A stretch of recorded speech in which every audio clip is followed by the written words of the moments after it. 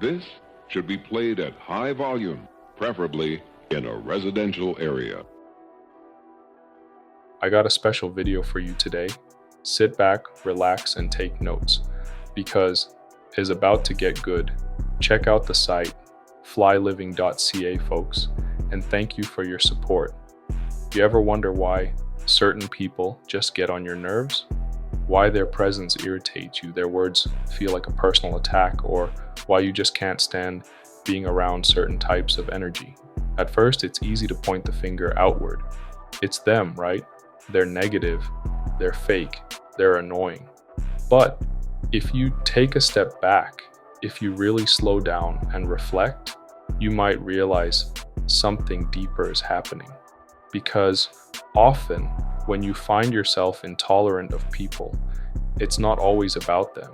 It's about what's unhealed within you. See, unhealed wounds have a way of distorting your perception of the world. They turn small inconveniences into major irritations.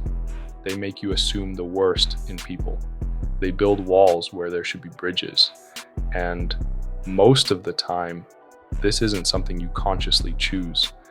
It's just your mind and body protecting you, trying to keep you from experiencing more pain by pushing people away before they even have the chance to hurt you.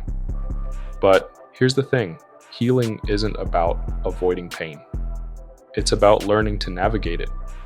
It's about recognizing the difference between real threats and self-sabotage disguised as self-protection. Maybe in the past, you were betrayed. Maybe you were let down, manipulated, or abandoned. And now your default setting is defense mode. You don't let people get too close. You assume the worst in others, because expecting disappointment feels safer than hoping for the best. But that kind of living, it's exhausting. It keeps you stuck. It makes you bitter instead of better. And eventually, it isolates you, because people can feel when you've built emotional walls.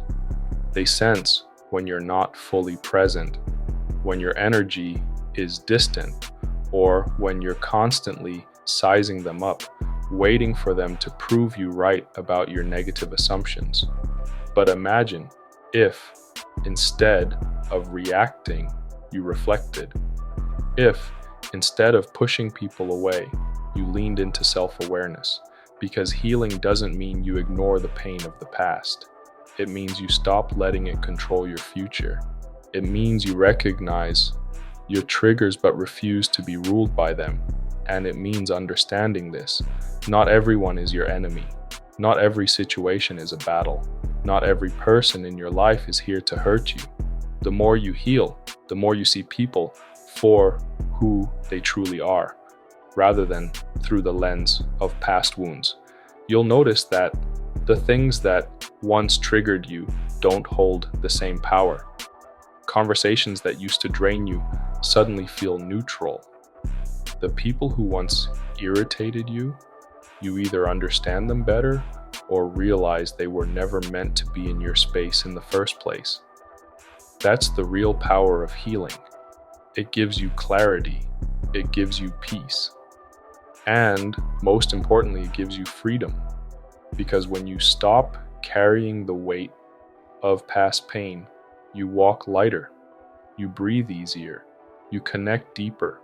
So the question is, are you willing to do the inner work? Are you willing to face yourself so that the world no longer feels like a battlefield? Or will you keep running, pushing people away, mistaking self-sabotage for self-preservation? Healing is a choice. Growth is a choice. And peace is something you build from within. So take that first step, not for anyone else, but for you.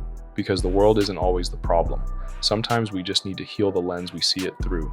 Remember, create in me a clean heart, O God, and renew a right spirit within me. Psalm 51:10.